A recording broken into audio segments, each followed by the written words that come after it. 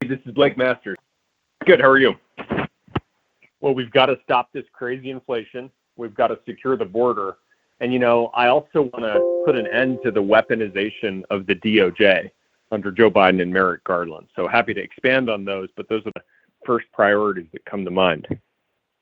Well, the good news is just by winning, just by retaking the House and the Senate, we can immediately put the brakes on Biden's inflation, kind of at a structural level, because Biden won't be able to pass any more crazy multi-trillion-dollar spending bills.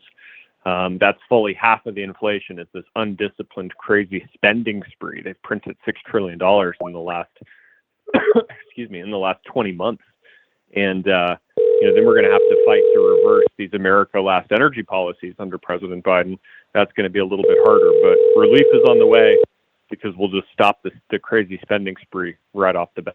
Well, we have to try. We have to do all we can. It'll be very frustrating because obviously Joe Biden wants it this way. He's presided over this crazy weaponization of these agencies. And so we need the White House back. There's only so much we can do in 2023 and 2024. That's why I always say the 2022 election next week and 2024, they go together. We need to win both. And the first task of the next Republican president, January 2025, once sworn in, is to really rein in the DOJ and the FBI and make sure that they return to being neutral, right? We don't want a conservative DOJ or a Republican FBI. We just want these organizations to follow the law and enforce it neutrally. There is a lot Congress can do, though, and we can do in the Senate. In 2023 and 2024, we'll have investigative power, right? Subpoena power. We can hold hearings and really try to get to the bottom of this, try to expose who in these organizations is playing partisan politics versus who's actually enforcing the law in a neutral manner and doing their job. Yeah, we can do a lot of that. The Inflation Reduction Act did pass into law. So that's a law now. And, Congress can't simply unwind it. You'd need Biden to fully, sign a new law. But Congress has tremendous investigative powers and oversight powers. And that's something I'm actually interested in exercising, right? For too long, I think Congress, I blame Democrats, but also sometimes Republicans have just kind of not wanted to do their job. They've ceded the authority of actually overseeing these agencies to the agencies themselves. That doesn't work. You need someone to police this administrative branch of government. It's become enormous. And so I think Congress needs to regain its role and actually exercise legislative oversight of this giant executive administrative branch that's just sprawling out of control, violating people's rights. Well, we have to use every bit of leverage we can to extract concessions from Biden. Obviously, the House should and will pass a good border security bill, and the Senate will do that as well. We know what that bill would look like, right? It would look like finishing the border wall, doubling the size of Border Patrol at least. I'm a tech guy. I believe we should use technology to help drive smuggling down to zero. Use drones, thermal imaging cameras, the works. And we also need to re-implement the policies that were working that we had just a few years ago. Biden's canceled most of them. It's made it very hard to deport anybody. It's made it very hard for Border Patrol and ICE to do their jobs. The problem is, as soon as the House and Senate pass that bill, it goes to Biden's desk. Biden, of course, will not sign it. Biden wants this wide open southern border. And so we're going to have to play hardball. While it gets easy in January 2025, when we get a strong Republican president back in the White House, for the next 2 years, 2023 and 2024, we're just going to have to play hardball. And my pledge is to not vote for whatever Biden wants, new spending, even a continuing resolution, even a judicial appointee. I won't vote for what Biden wants. Unless and until we get border security, unless he agrees to, say, finish the wall. We need to extract concessions from him by working together. And I'll try to whip the Republican votes in the caucus. We got to stand united against Biden. And that's the only way to get border security when you have a president that's hell-bent on open borders. I mean, negotiation almost sounds too weak. I mean, playing hardball. We have to be willing to grind Biden's agenda to a halt unless he's willing to give border security. I mean, Biden's he's not just failing. He's not trying to do a good job and failing at it. He's just not enforcing federal law at the border. That's absolutely unacceptable. It's a violation of his oath of office. It's unconstitutional. And Mark Kelly, my opponent in this race, he rubber stamps Biden's policies. He is right there signing on to Biden's open borders policies. These Democrats in charge, Mark Kelly, Joe Biden, they have caused this border crisis. And so we need to do absolutely everything we can to secure the border. Well, I think we need to find out who they are, first of all.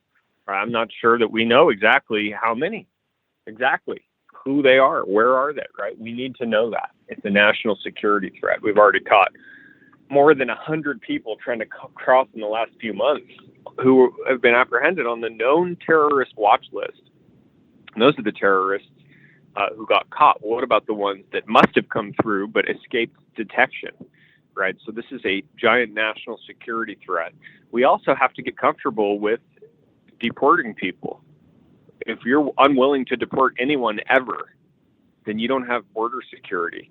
My opponent, Mark Kelly, he literally voted against deporting criminal illegal aliens with violent felony convictions in their background.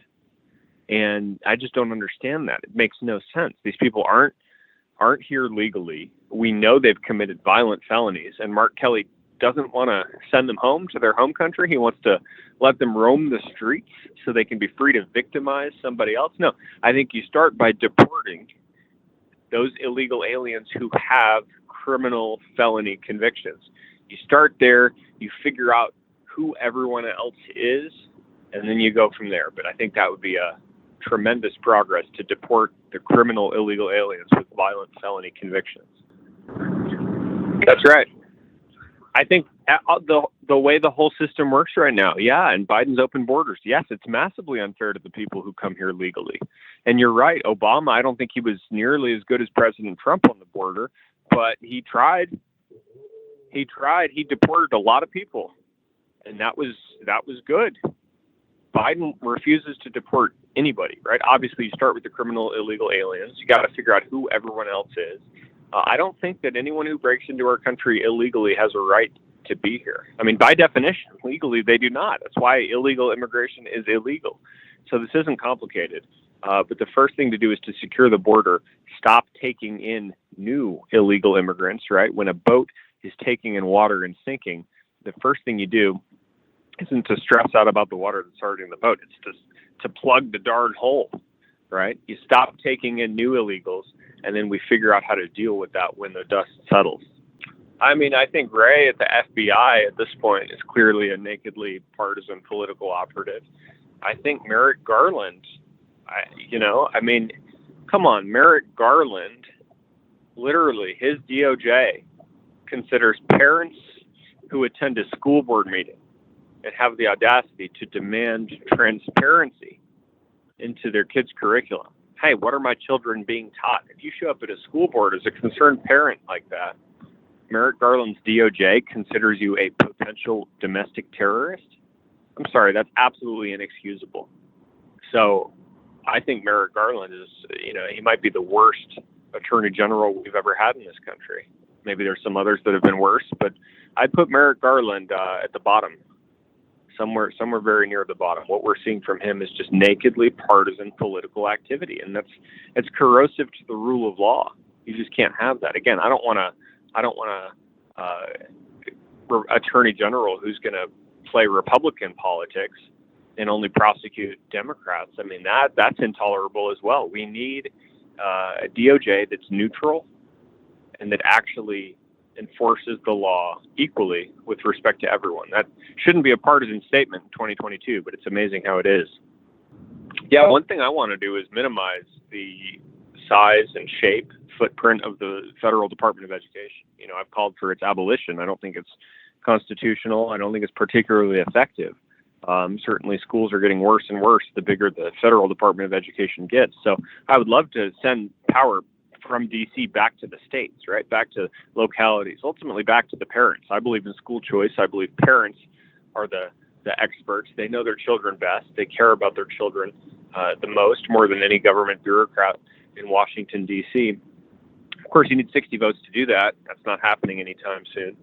And so my job when I get in there is to try to bear hug the Department of Education, make sure that it's not sending all these block grants for horrible left-wing ideology programs, like when the federal Department of Education sends $100 million to a public school district. They don't do it to reward educational excellence or incentivize educational attainment.